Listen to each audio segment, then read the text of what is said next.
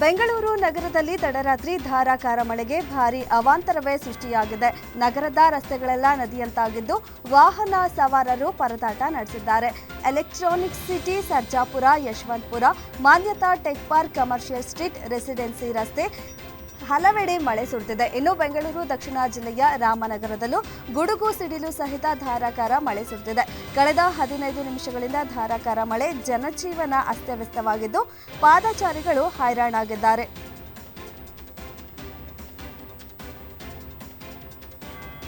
ರಾಜ್ಯದಲ್ಲಿ ಇಂದು ವರುಣನ ಅಬ್ಬರ ಮುಂದುವರಿಯಲಿದೆ. ಚಿತ್ರದುರ್ಗ, ಚಿಕ್ಕಮಗಳೂರು, ಹಾಸನ ಜಿಲ್ಲೆಗಳಲ್ಲಿ ಧಾರಾಕಾರ ಮಳೆಯಾಗುವ ಮುನ್ಸೂಚನೆ ಇದ್ದು ಆರೆಂಜ್ ಅಲರ್ಟ್ ಘೋಷಿಸಲಾಗಿದೆ. ಉಳಿದಂತೆ ಬೆಂಗಳೂರು ಸೇರಿ ರಾಜ್ಯದ 21 ಜಿಲ್ಲೆಗಳಿಗೆ ಯೆಲ್ಲೋ ಅಲರ್ಟ್ ಘೋಷಿಸಲಾಗಿದ್ದು ಕಲ್ಯಾಣ ಕರ್ನಾಟಕ ಭಾಗದಲ್ಲಿ ಒಣಹವೆ ಅಥವಾ ಮೋಡ ಕವಿದ ವಾತಾವರಣ ಇರಲಿದೆ ಎಂದು ಹವಾಮಾನ ಇಲಾಖೆ ತಿಳಿಸಿದೆ.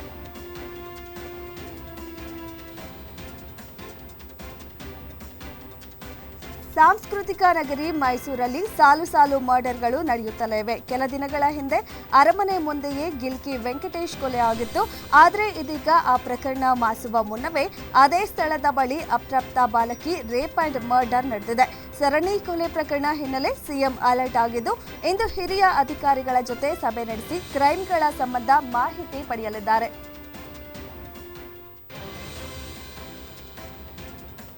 ಧರ್ಮಸ್ಥಳ ಬುರುಡೆ ಕೇಸ್ನ ತನಿಖೆ ತೀವ್ರಗೊಂಡಿದ್ದು ಸಿಕ್ಕಿರೋ ಆಸ್ತಿಗಳನ್ನು ಎಫ್ಎಸ್ಎಲ್ಗೆ ಕಳುಹಿಸಲು ಸಿದ್ಧತೆ ಮಾಡಿಕೊಳ್ಳಲಾಗಿದೆ. ಹೊಸದಾಗಿ ಯುಡಿಆರ್ ಮಾಡಬೇಕಾ ಅನ್ನೋ ಗೊಂದಲದಲ್ಲಿದ್ದ ಎಸ್ಐಟಿ ಕಾನೂನು ಸಲಹೆಗಾರರ ಮೊರೆ ಹೋಗಿದ್ದಾರೆ. ಮೂಲ ಪ್ರಕರಣದಲ್ಲಿಯೇ ಸೇರಿಸಿ ತನಿಖೆ ನಡೆಸಬಹುದೆಂಬ ಸಲಹೆ ಪಡೆದಿದ್ದು ಧರ್ಮಸ್ಥಳ ಪ್ರಕರಣದಲ್ಲಿಯೇ ಸೇರಿಸಿಕೊಳ್ಳಲು ಸಿದ್ಧತೆ ಮಾಡಿಕೊಂಡಿದ್ದಾರೆ. ಇಂದು ಅಥವಾ ನಾಳೆ ಅವಶೇಷಗಳನ್ನು ಎಫ್ಎಸ್ಎಲ್ ಕಳುಹಿಸಲು ಎಸ್ಐಟಿ ಸಿದ್ಧತೆ ಮಾಡಿಕೊಂಡಿದ್ದಾರೆ.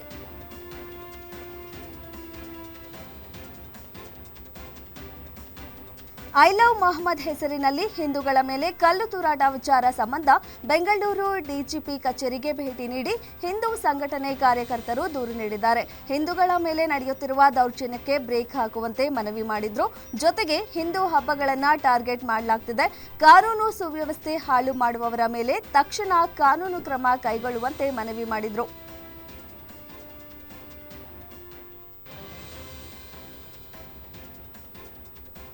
ಧಾರವಾಡದಿಂದ ಹುಬ್ಬಳ್ಳಿ ಕಡೆಗೆ ಹೊರಟಿದ್ದ ಚಿಗರಿ ಬಸ್ನಲ್ಲಿ ದಿಢೀರ್ ಬೆಂಕಿ ಕಾಣಿಸಿಕೊಂಡಿದೆ. ಎನ್ಟಿಟಿಎಫ್ ಬಳಿ ಹೋಗ್ತಿದ್ದಾಗ ಚಿಗರಿ ಬಸ್ನಲ್ಲಿ ತಾಂತ್ರಿಕ ದೋಷದಿಂದ ಬೆಂಕಿ ಕಾಣಿಸಿಕೊಂಡಿದ್ದು ತಕ್ಷಣವೇ ಚಾಲಕ ಪ್ರಯಾಣಿಕರನ್ನ ಕೆಳಗಿಳಿಸಿದ್ದಾನೆ. ಅದೃಷ್ಟವಶಾತ್ ಬಸ್ನಲ್ಲಿದ್ದ ಪ್ರಯಾಣಿಕರು ಪ್ರಾಣಾಪಾಯದಿಂದ ಪಾರಾಗಿದ್ದಾರೆ. ಕೂಡಲೇ ಸ್ಥಳಕ್ಕೆ ದೌಡಾಯಿಸಿದ ಅಗ್ನಿಶಾಮಕ ಸಿಬ್ಬಂದಿ ಬೆಂಕಿ ನಂದಿಸುವಲ್ಲಿ ಯಶಸ್ವಿಯಾಗಿದ್ದಾರೆ.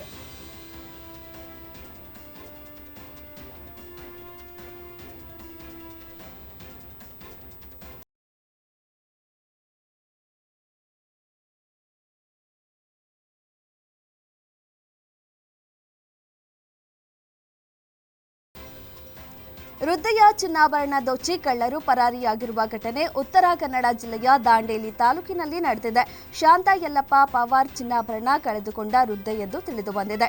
ರಸ್ತೆಯಲ್ಲಿ ನಡೆದುಕೊಂಡು ಹೋಗ್ತಿದ್ದ ವೇಳೆ ಬೈಕ್ನಲ್ಲಿ ಬಂದ ಇಬ್ಬರು ಕದಿಮರು 2 ಲಕ್ಷ ರು ಮೌಲ್ಯದ 40 ಗ್ರಾಂ ಆಭರಣ ಎಗರಿಸಿ ಪರಾರಿಯಾಗಿದ್ದಾರೆ. ದಾಂಡೇಲಿ ನಗರ ಪೊಲೀಸ್ ಠಾಣೆಯಲ್ಲಿ ಪ್ರಕರಣ ದಾಖಲಾಗಿದೆ.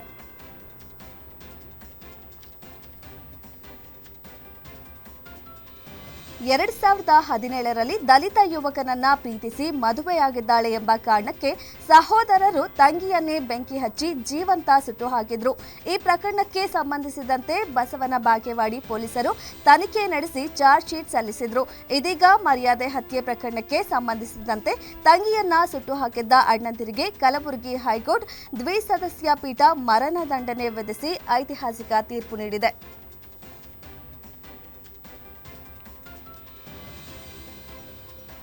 ಬೀದರ್ ಪೊಲೀಸರು ಭರ್ಜರಿ ಕಾರ್ಯಾಚರಣೆ ನಡೆಸಿದ್ದು ಮನೆ ಕಳ್ಳತನ, ಕಾರ್ ಬೈಕ್ ಕಳ್ಳತನ ಪ್ರಕರಣಗಳನ್ನು ಭೇದಿಸಿ ಕೋಟ್ಯಾಂತರ ರು ಮೌಲ್ಯದ ಸ್ವತ್ತನ್ನ ಜಪ್ತಿ ಮಾಡಿದ್ದಾರೆ. 9 ಪೊಲೀಸ್ ಠಾಣಾ ವ್ಯಾಪ್ತಿಯಲ್ಲಿ 42 ಪ್ರಕರಣಗಳನ್ನು ಭೇದಿಸಿರುವ ಪೊಲೀಸರು ಬರೋಬ್ಬರಿ 1,50,00,000ಕ್ಕೂ ಅಧಿಕ ಮೌಲ್ಯದ 20 ಬೈಕ್, 8 ಕಾರುಗಳನ್ನು ಜಪ್ತಿ ಮಾಡಿದ್ದಾರೆ. 42 ಪ್ರಕರಣಗಳಲ್ಲಿ 59 ಜನ ಆರೋಪಿಗಳನ್ನು ಬಂಧಿಸಿ ನ್ಯಾಯಾಂಗ ಬಂಧನಕ್ಕೆ ಒಪ್ಪಿಸಿದ್ದು ಕಳುವಾಗಿದ್ದ 80 ಲಕ್ಷಕ್ಕೂ ಅಧಿಕ ಮೌಲ್ಯದ ವಸ್ತುಗಳನ್ನು ಜಪ್ತಿ ಮಾಡಿದ ಪೊಲೀಸರು ಬೀದರ್ ಎಸ್ಪಿ ಪ್ರದೀಪ್ ಗುಡ್ಡಿ ನೇತೃತ್ವದಲ್ಲಿ ಮಾಲೀಕರಿಗೆ ವಾಪಸ್ ನೀಡಿದ್ದಾರೆ.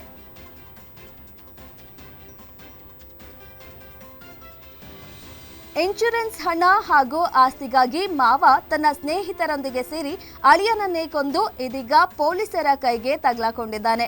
ಈ ಘಟನೆ ಹಾವೇರಿ ಜಿಲ್ಲೆಯ ರಟ್ಟಿಹಳ್ಳಿಯಲ್ಲಿ ನಡೆದಿದೆ. ಕೊಲೆಗೈದು ಅಪಘಾತವೆಂದು ಬಿಂಬಿಸಿದ್ದ ಗ್ಯಾಂಗ್ ಕೊನೆಗೂ ಪೊಲೀಸರ ಕೈಗೆ ಸಿಕ್ಕಿಬಿದ್ದಿದ್ದಾರೆ. ಇನ್ಶೂರೆನ್ಸ್ ಹಣ ಹಾಗೂ ಆಸ್ತಿ ದೋಚಲು ಸಿನಿಮೀಯ ರೀತಿಯಲ್ಲಿ ಮೆಗಾ ಪ್ಲಾನ್ ಮಾಡಿ ಕೊಲೆ ಮಾಡಿದ್ದಾರೆ. ಕೊಲೆಗೈದ 4 ಆರೋಪಿಗಳನ್ನ ರಟ್ಟಿಹಳ್ಳಿ ಪೊಲೀಸರು ಹೆಡೆಮುರಿ ಕಟ್ಟಿದ್ದಾರೆ.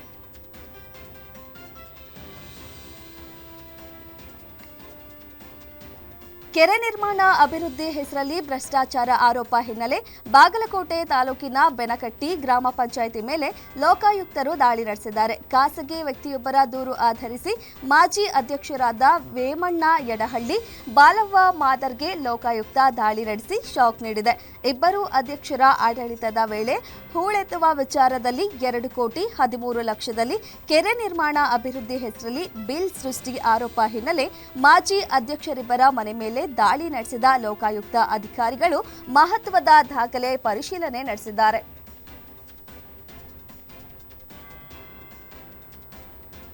ರಾಷ್ಟ್ರೀಯ ಅಂಚೆ ದಿನದ ಪ್ರಯುಕ್ತ ಸರ್ಕಾರಿ ಪ್ರಥಮ ದರ್ಜೆ ಕಾಲೇಜು ನೆಲಮಂಗಲದಲ್ಲಿ ಇತಿಹಾಸ, ಕನ್ನಡ ವಿಭಾಗಗಳ ಸಹಯೋಗದೊಂದಿಗೆ ಅಂಚೆ ಚೀಟಿ ಸಂಗ್ರಹ ಮತ್ತು ಪ್ರದರ್ಶನ ಸ್ಪರ್ಧೆ ವಿಶೇಷವಾಗಿ ಹೇಳಿದ್ದಾರೆ. ಭಾರತ ಅಫ್ಘಾನಿಸ್ತಾನ 2 ದೇಶಗಳು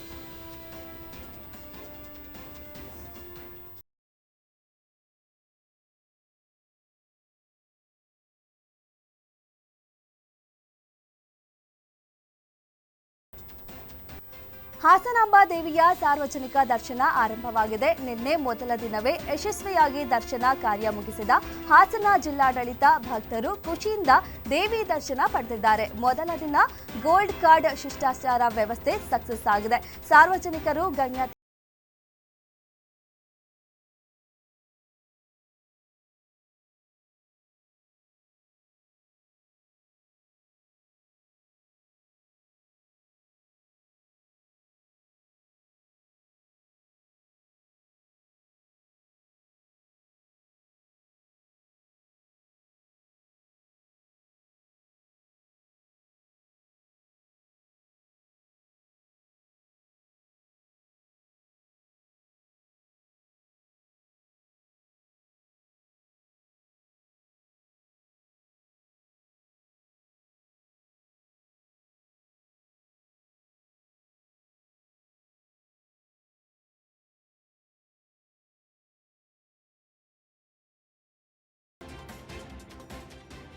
ಕಾಂಗ್ರೆಸ್ ಅಧ್ಯಕ್ಷ ಮಲ್ಲಿಕಾರ್ಜುನ ಖರ್ಗೆ ಅವರು ಬಿಜೆಪಿ ಮತ್ತು ಆರ್ಎಸ್ಎಸ್ ವಿರುದ್ಧ ತೀವ್ರ ವಾಗ್ದಾಳಿ ನಡೆಸಿದ್ದು, ಅವರು ಊಳಿಗಮಾನ್ಯ ಮನಸ್ಥಿತಿಯನ್ನ ಬೆಳೆಸುತ್ತಿದ್ದಾರೆ. ದೇಶದಲ್ಲಿ ಹೆಚ್ಚುತ್ತಿರುವ ಜಾತಿ ಆಧಾರಿತ ಹಿಂಸಾಚಾರವನ್ನ ನಿರ್ಲಕ್ಷಿಸುತ್ತಿದ್ದಾರೆ ಎಂದು ಆರೋಪಿಸಿದರು.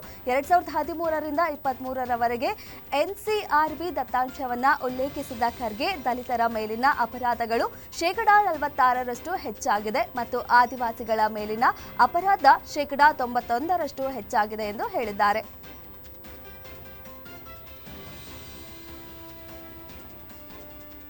ಲಿವ್ ಇನ್ ಸಂಬಂಧದ ಬಗ್ಗೆ ಉತ್ತರ ಪ್ರದೇಶದ ರಾಜ್ಯಪಾಲೆ ಆನಂದಿಬೆನ್ ನೀಡಿರುವ ಹೇಳಿಕೆ ಎಲ್ಲೆಡೆ ಸಂಚಲನ ಸೃಷ್ಟಿಸಿದೆ.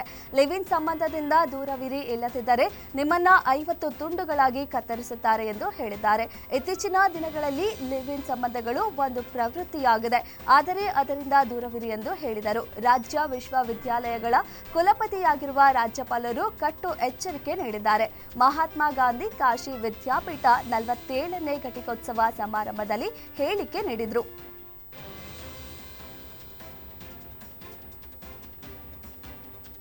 ಅಫ್ಘಾನಿಸ್ತಾನದ ವಿದೇಶಾಂಗ ಸಚಿವ ಮುತ್ತಕ್ಕಿ ದೆಹಲಿಯಲ್ಲಿ ಭಾರತದ ವಿದೇಶಾಂಗ ಸಚಿವ ಎಸ್ ಜೈಶಂಕರ್ ಅವರನ್ನ ಭೇಟಿಯಾಗಿದ್ದಾರೆ. ಜೊತೆಗೆ ಅಫ್ಘಾನಿಸ್ತಾನಕ್ಕೆ 5 ಆಂಬ್ಯುಲೆನ್ಸ್ಗಳನ್ನು ನೀಡಿದ್ದಾರೆ. ಮಹತ್ವದ ರಾಜತಾಂತ್ರಿಕ ಹೆಜ್ಜೆಯಾಗಿದೆ. ವಿದೇಶಾಂಗ ಸಚಿವ ಎಸ್ ಜೈಶಂಕರ್ ಅವರು ಕಾಬೂಲ್ನಲ್ಲಿರುವ ತನ್ನ ತಾಂತ್ರಿಕ ಮಿಷನ್ ಅನ್ನು ಸಂಪೂರ್ಣ ಪ್ರಮಾಣದ ರಾಯಭಾರ ಕಚೇರಿಯಾಗಿ ಮೇಲ್ದರ್ಜೆಗೇರಿಸುವ ಬಗ್ಗೆ ಭಾರತ ಘೋಷಿಸಿದೆ.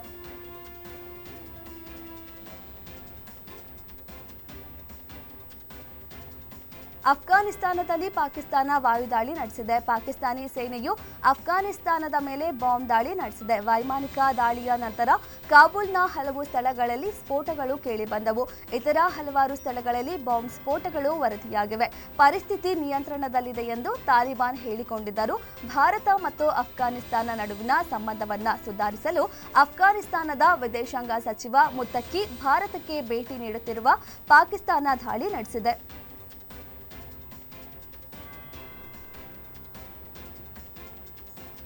ಯಾವುದೋ ಪಡೆಗಳು ನಮ್ಮ ಪ್ರದೇಶವನ್ನ ಇತರರನ್ನ ಬೆದರಿಸಲು ಬಳಕೆ ಮಾಡಲು ನಾವು ಅವಕಾಶ ಕೊಡುವುದಿಲ್ಲ ಎಂದು ತಾಲಿಬಾನ್ ಸರ್ಕಾರದ ವಿದೇಶಾಂಗ ಸಚಿವ ಅಮೀರ್ ಖಾನ್ ಮುತ್ತಕ್ಕಿ ಹೇಳಿದ್ದಾರೆ. ಭಾರತ, ಅಫ್ಘಾನಿಸ್ತಾನ ಎರಡು ದೇಶಗಳು ಪಾಕಿಸ್ತಾನವನ್ನ ಟೀಕಿಸಿವೆ. ತನ್ನ ಪ್ರದೇಶವನ್ನ ಯಾರ ವಿರುದ್ಧವೂ ಬಳಸಲು ಯಾರಿಗೂ ಅವಕಾಶ ನೀಡುವುದಿಲ್ಲ ಎಂದು ಹೇಳಿದ್ದಾರೆ. ಮುತ್ತಕ್ಕಿ ದೆಹಲಿಯಲ್ಲಿ ಭಾರತದ ವಿದೇಶಾಂಗ ಸಚಿವ ಎಸ್ ಜೈಶಂಕರ್ ಅವರನ್ನ ಭೇಟಿಯಾದರು.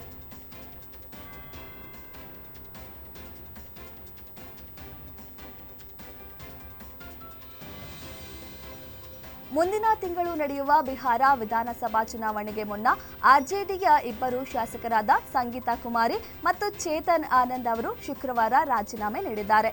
ಸಂಗೀತಾ ಕುಮಾರಿ ಮತ್ತು ಚೇತನ್ ಆನಂದ್ ಅವರು ತಮ್ಮ ಶಾಸಕ ಸ್ಥಾನಕ್ಕೆ ರಾಜೀನಾಮೆ ನೀಡಿದ್ದು, ಇಬ್ಬರು ಬಿಜೆಪಿ ಸೇರುವ ಸಾಧ್ಯತೆ ಇದೆ.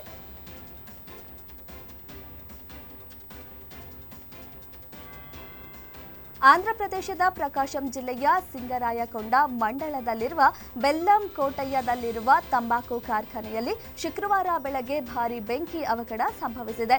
ಬೆಂಕಿಯ ಜ್ವಾಲೆಗಳು ಆ ಪ್ರದೇಶವನ್ನು ಆವರಿಸಿಕೊಂಡಿದೆ.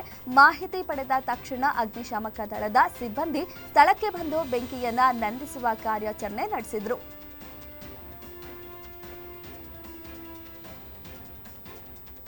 ಉತ್ತರ ಪ್ರದೇಶದ ವ್ಯಕ್ತಿಯೊಬ್ಬ ಪೊಲೀಸ್ ಠಾಣೆಯಲ್ಲಿ ವಿಚಿತ್ರವಾದ ದೂರು ದಾಖಲಿಸಿದ್ದಾನೆ.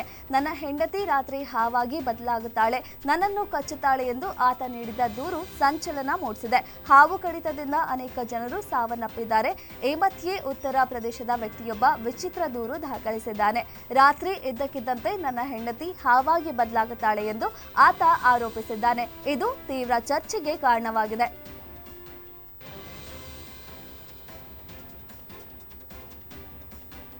ರಸ್ತೆ ಮಧ್ಯದಲ್ಲಿ ಪತಿ ಪತ್ನಿ ನಡುವೆ ಭಾರೀ ಜಗಳ ನಡೆದ ಘಟನೆ ಉತ್ತರ ಪ್ರದೇಶದ ಕಾನ್ಪುರದಲ್ಲಿ ನಡೆದಿದೆ. ಮಹಿಳೆಯೊಬ್ಬಳು ತನ್ನ ಪತಿಯನ್ನ ಆತನ ಗೆಳತಿಯೊಂದಿಗೆ ರೆಡ್ ಹ್ಯಾಂಡ್ ಆಗಿ ಹಿಡಿದ ನಂತರ ಜಗಳ ನಡೆದಿದೆ.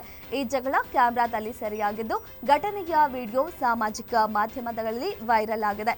ಪತ್ನಿ ಮತ್ತು ಗೆಳತಿ ರಸ್ತೆಯಲ್ಲಿ ಸಾರ್ವಜನಿಕರ ಮುಂದೆ ಹೊಡೆದಾಡಿಕೊಂಡಿದ್ದಾರೆ.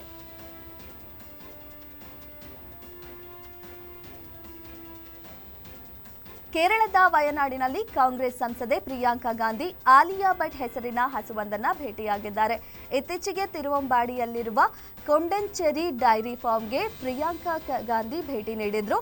ಅಲ್ಲಿ ಬಾಲಿವುಡ್ ನಟಿ ಆಲಿಯಾ ಭಟ್ ಹೆಸರಿನ ಮುದ್ದಾದ ಹಸುವನ್ನು ಕಂಡು ಫುಲ್ ಖುಷಿಯಾಗಿದ್ದಾರೆ. ಈ ಕುರಿತ ವಿಡಿಯೋವೊಂದನ್ನು ಅವರು ತಮ್ಮ ಎಕ್ಸ್ ಖಾತೆಯಲ್ಲಿ ಹಂಚಿಕೊಂಡಿದ್ದು, ಅದು ಭಾರಿ ವೈರಲ್ ಆಗಿದೆ.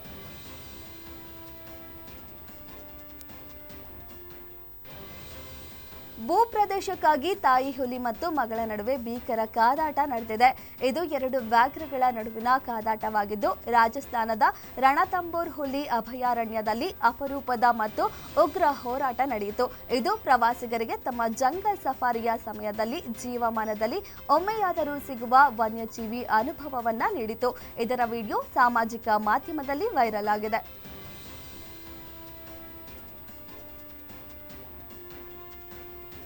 ನೈಸರ್ಗಿಕ ಅದ್ಭುತಗಳಲ್ಲಿ ಒಂದಾಗಿರುವ ಹಿಮಾಲಯ ಪರ್ವತ ಶ್ರೇಣಿಗಳನ್ನು ನೋಡುವುದು ಹಲವರ ಜೀವಮಾನ ಕನಸು. ಕುಳಿತಿದ್ದ ಸ್ಥಳದಿಂದಲೇ ಜನರಿಗೆ ಹಿಮಾಲಯ ದರ್ಶನವಾಗಿದೆ. ಬಿಹಾರದ ಗ್ರಾಮವೊಂದರಲ್ಲಿ ಆಗಸದಲ್ಲಿ ಹಿಮಾಲಯದ ಪರ್ವತ ಶ್ರೇಣಿಗಳು ಗೋಚರವಾಗಿದೆ.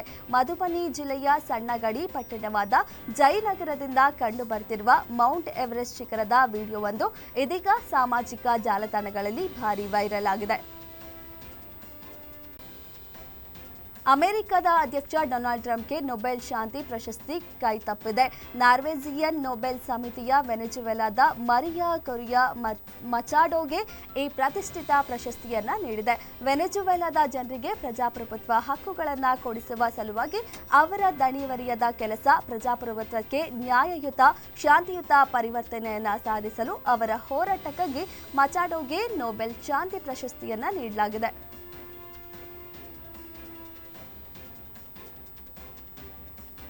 ನೊಬೆಲ್ ಶಾಂತಿ ಪುರಸ್ಕಾರ ಘೋಷಣೆಯಾಗಿದೆ. ಟ್ರಂಪ್ ಕನಸು ಕಂಡಂತೆ ಈ ಪುರಸ್ಕಾರ ಟ್ರಂಪ್ ಪಾಲಾಗಲಿಲ್ಲ.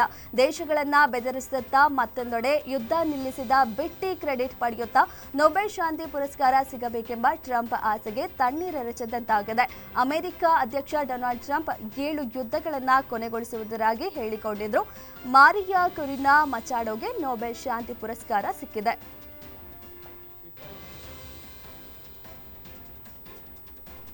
2025ರ ನೊಬೆಲ್ ಶಾಂತಿ ಪ್ರಶಸ್ತಿಯನ್ನ ಅಮೆರಿಕ ಅಧ್ಯಕ್ಷ ಡೊನಾಲ್ಡ್ ಟ್ರಂಪ್ ಬದಲಿಗೆ ವೆನೆಜುವೆಲಾದ ವಿರೋಧ ಪಕ್ಷದ ಕಾರ್ಯಕರ್ತೆ ಮರಿಯಾ ಕೊರಿನಾ ಮಚಾಡೋಗೆ ನೀಡಿದೆ. ಇದರಿಂದ ಟ್ರಂಪ್ಗೆ ಭಾರೀ ನಿರಾಸೆ ಮತ್ತು ಮುಜುಗರವಾಗಿದೆ. ಸಾಮಾಜಿಕ ಜಾಲತಾಣಗಳಲ್ಲಿ ಟ್ರಂಪ್ ಅವರನ್ನ ಭರ್ಜರಿಯಾಗಿ ಟ್ರೋಲ್ ಮಾಡಲಾಗ್ತಿದೆ. ಈ ಹಿನ್ನೆಲೆಯಲ್ಲಿ ಅಮೆರಿಕದ ಶ್ವೇತಭವನ ನೊಬೆಲ್ ಸಮಿತಿಯ ನಿರ್ಧಾರವನ್ನ ಟೀಕಿಸಿದೆ.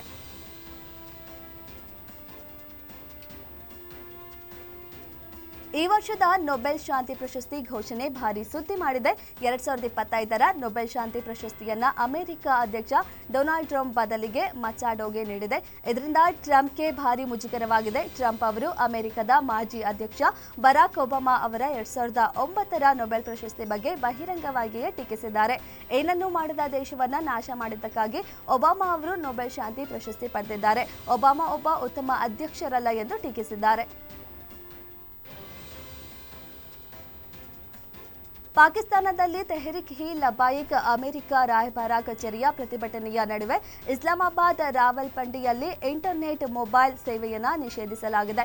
ರಸ್ತೆಗಳನ್ನು ಕೂಡ ಮುಚ್ಚಲಾಗಿದೆ. ಗಾಜಾದಲ್ಲಿ ನಡೆದ ಹತ್ಯೆಗಳನ್ನು ಪ್ರತಿಭಟಿಸಲು ಹಲವಾರು ಜನರು ಇಸ್ಲಾಮಾಬಾದ್ನಲ್ಲಿರುವ ಅಮೆರಿಕ ರಾಯಭಾರ ಕಚೇರಿಗೆ ಮೆರವಣಿಗೆ ನಡೆಸಲು ನಿರ್ಧರಿಸಿದರು. ಭದ್ರತಾ ಕಾಳಜಿ ಉಲ್ಲೇಖಿಸಿ ರಾವಲ್ಪಿಂಡಿಯಲ್ಲಿ ಮೊಬೈಲ್ ಮತ್ತು ಇಂಟರ್ನೆಟ್ ಸೇವೆಗಳನ್ನು ಸ್ಥಗಿತಗೊಳಿಸಿದೆ.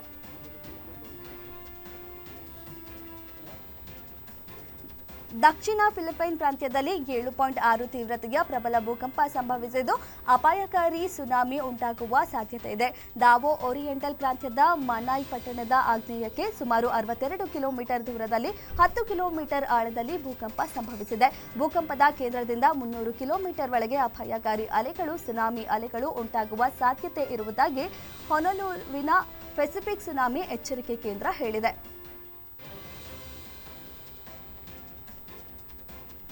5.8 ಕೆಜಿ ತೂಕದ ಮಗುವಿಗೆ ಜನ್ಮ ನೀಡಿ ವಿಶ್ವವನ್ನೇ ಅಚ್ಚರಿ ಪಡುವಂತೆ ಮಾಡಿದೆ.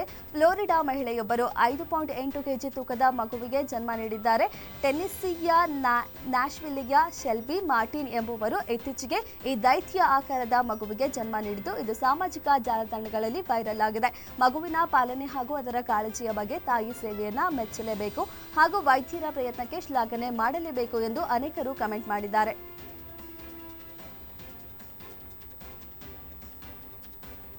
ಭಾರತ ತಂಡ ವೆಸ್ಟ್ ಇಂಡೀಸ್ ವಿರುದ್ಧದ 2ನೇ ಟೆಸ್ಟ್ ಪಂದ್ಯದಲ್ಲಿ ಉತ್ತಮ ಆರಂಭ ಪಡೆದಿದೆ. ಅರುಣ್ ಜೇಟ್ಲಿ ಕ್ರೀಡಾಂಗಣದಲ್ಲಿ ಆರಂಭವಾದ 2ನೇ ಟೆಸ್ಟ್ ಪಂದ್ಯದಲ್ಲಿ ಟಾಸ್ ಗೆದ್ದು ಮೊದಲು ಬ್ಯಾಟಿಂಗ್ ಆಯ್ಕೆ ಮಾಡಿಕೊಂಡ ಭಾರತ ತಂಡ ಮೊದಲನೇ ದಿನದಾಟದ ಅಂತ್ಯಕ್ಕೆ ಪ್ರಥಮ ಇನ್ನಿಂಗ್ಸ್ನಲ್ಲಿ 90 ಓವರ್ಗಳಿಗೆ 2 ವಿಕೆಟ್ಗಳ ನಷ್ಟಕ್ಕೆ 318 ರನ್ಗಳನ್ನು ಕಲೆ ಹಾಕಿದೆ. ಅದ್ಭುತ ಬ್ಯಾಟಿಂಗ್ ಪ್ರದರ್ಶನವನ್ನ ತೋರಿದ ಆರಂಭಿಕ ಯಶಸ್ವಿ ಜೈಸ್ವಾಲ್ ತಮ್ಮ ವೃತ್ತಿ ಜೀವನದ 7ನೇ ಶತಕವನ್ನ ಬಾರಿಸಿ ಭಾರತ ತಂಡಕ್ಕೆ ಭರ್ಜರಿ ಆರಂಭವನ್ನ ತಂದುಕೊಟ್ಟರು.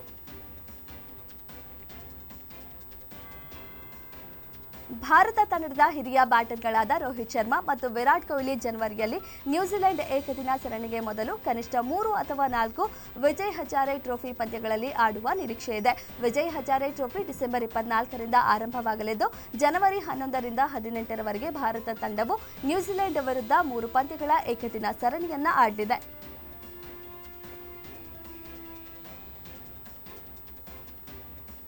ಮುಂಬರುವ 2026ರ ಇಂಡಿಯನ್ ಪ್ರೀಮಿಯರ್ ಲೀಗ್ ಟೂರ್ನಿಗೆ ತಯಾರಿ ಶುರುವಾಗಿದೆ. ಮುಂದಿನ ಆವೃತ್ತಿಯ ಮಿನಿ ಹರಾಜು ಪ್ರಕ್ರಿಯೆ ಡಿಸೆಂಬರ್ ತಿಂಗಳಲ್ಲಿ ನಡೆಯಲಿದೆ ಎಂದು ವರದಿಯಾಗಿದೆ. ಅದರಂತೆ ಆಟಗಾರರ ಪಟ್ಟಿ ಬಿಡುಗಡೆ ಮಾಡಲು ನವೆಂಬರ್ವರೆಗೆ ಅವಕಾಶವನ್ನು ನೀಡಲಾಗಿದೆ ಎಂದು ಹೇಳಲಾಗುತ್ತಿದೆ.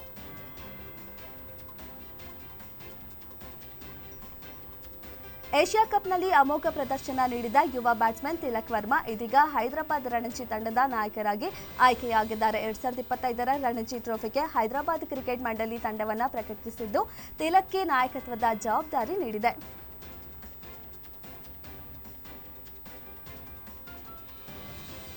ಮುಂಬರುವ 2025-26ರ ಸಾಲಿನ ರಣಜಿ ಟ್ರೋಫಿ ಟೂರ್ನಿಗೆ ಮುಂಬೈ ಕ್ರಿಕೆಟ್ ಅಸೋಸಿಯೇಷನ್ 16 ಸದಸ್ಯರ ಮುಂಬೈ ತಂಡವನ್ನು ಪ್ರಕಟಿಸಿದ್ದು, ಶಾರ್ದೂಲ್ ಠಾಕೂರ್ಗೆ ನಾಯಕತ್ವವನ್ನು ನೀಡಲಾಗಿದೆ.